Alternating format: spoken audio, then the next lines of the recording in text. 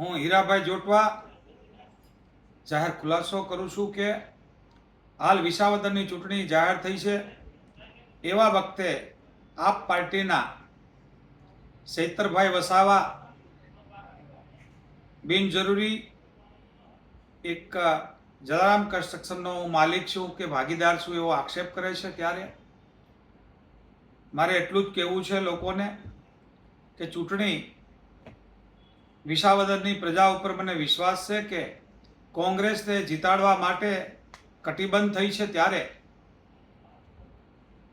આપ પાર્ટી ભાજપની બી ટીમ હોય એવી રીતે જ્યારથી કેજરીવાલ સાહેબ છૂટા ત્યારથી જોઈ તો હરિયાણા હોય, જોઈ તો દિલ્હી હોય કે નગરપાલિકાની ચૂંટણીમાં, ત્યારે એમના ઉમેદવાર ગઠબંધન છોડીને જ્યારે વિસાવદરની ચૂંટણી જાહેર ન થઈ હોય ત્યારે એમનો ઉમેદવાર પણ જાહેર કરે છે. અને ભારતીય જનતા પાર્ટીને નિશાન બનાવવાને બદલે જ્યારે એક મંત્રી ઉપર તપાસ ચાલતી હોય, એની તપાસ કોંગ્રેસે કરાવડાવી હોય, ત્યારે યોગ્ય દિશામાં તપાસ ચાલતી હોય ત્યારે એમની સાથે મારું નામ જોડીને હું એમનો ભાગીદાર છું. લોકોનું ધ્યાન ભટકવા માટેનો મોટો પ્રયાસ કર્યો છે કે જે એમણે સીધે સીધું ભાજપને મદદ કરવાનો ઈશારો કરે છે.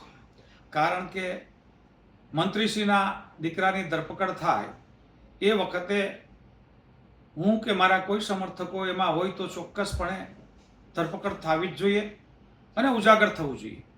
એમ ન થતાં જે તપાસને ડાયવર્ટ કરવા માટેનો જે એમણે ચેષ્ટા કરી, એટલે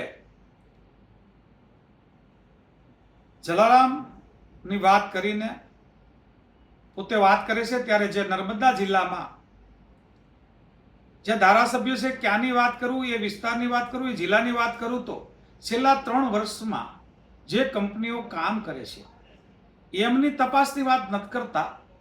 મારી પાસે કોઈને કોઈ સૂત્રો દ્વારા માહિતી મળી છે કે ચૈતરભાઈ ઘનશ્યામભાઈ પટેલ ભાજપના પૂર્વ પ્રમુખના ભાગીદાર છે.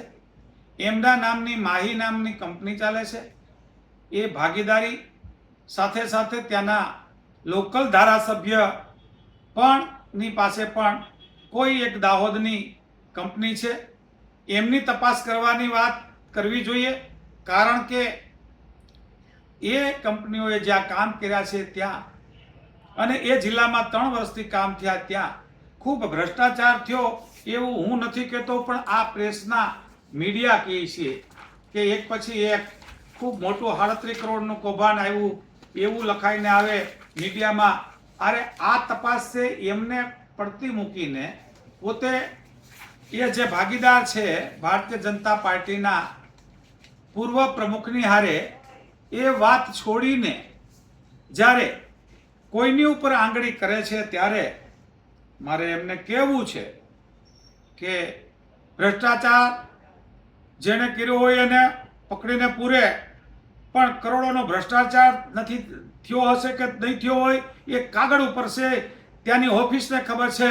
પણ મને એ ખબર છે કે મને જે માનહાનિ પહોંચી છે, મારા એક કોંગ્રેસના સૈનિક તરીકે જે મારું માનહાનિ કર્યું એનો હું આજે એક સૌથી મોટા ખુલાસો કરું છું કે ગુજરાતમાં ન થયો એવડો ક્લેમ હું ચૈતરભાઈ વસાવા ઉપર કરવા જઈ રહ્યો છું, કરીશ. અને એમણે કોર્ટમાં એ પુરાવો આપવાનો છે કે મારી કંપની ક્યાં છે અને હું ક્યાં કોન્ટ્રાક્ટર છું અને ક્યાં ભ્રષ્ટાચાર કરું છું. પણ એ કરે છે, એમની જે વાત છે લોકમુખે, એ 10% કરપ્શન કરે અને એ પણ એની મોડેલ ઓપરેટિવ છે કે અધિકારીઓ પાસેથી પૈસા લે, ડાયરેક્ટ એજન્સીઓ પાસે નહીં. એમના ખુલાસા એ કરે બધાને કે એ રૂપિયા ભ્રષ્ટાચાર કરવાનું છોડી દે અને જે સામાન્ય માણસને કે નાના અધિકારીઓને તતડાવતા જોવા મળે, દબાવતા જોવા મળે, એ વાત એને વ્યાજબી નથી. અને એ એમના ગુરુ જેમણે એમને ત્યાર કર્યા એમના ના થાય, એ પ્રજાના શું થવાના, એ વાત પણ એમને ભૂલવી ન જોઈએ.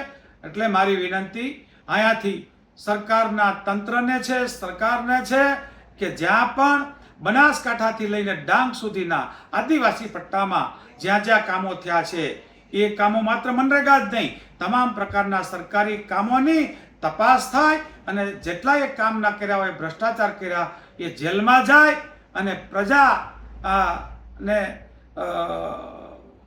અલગ દિશામાં ન ફેરવીને આજના સમયમાં વિસાવદરની પ્રજા પણ ખૂબ સજાગ છે અને એ હંમેશને માટે અલગ જ વાત કરે છે, અલગ જ માણસને પસંદ કરે છે.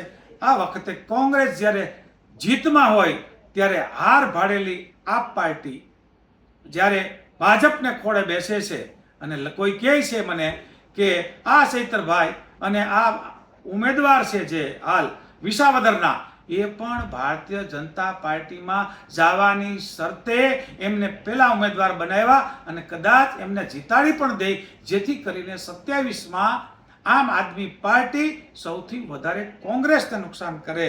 એટલે જ્યારે રાજકીય લડાઈ હોય ત્યારે કોઈની વ્યક્તિગત વાત ના કરે, એના માટેનો હું એમના સામે માનહાનિનો દાવો કરવા પણ જઈ રહ્યો છું. જય હિન્દ, જય ભારત.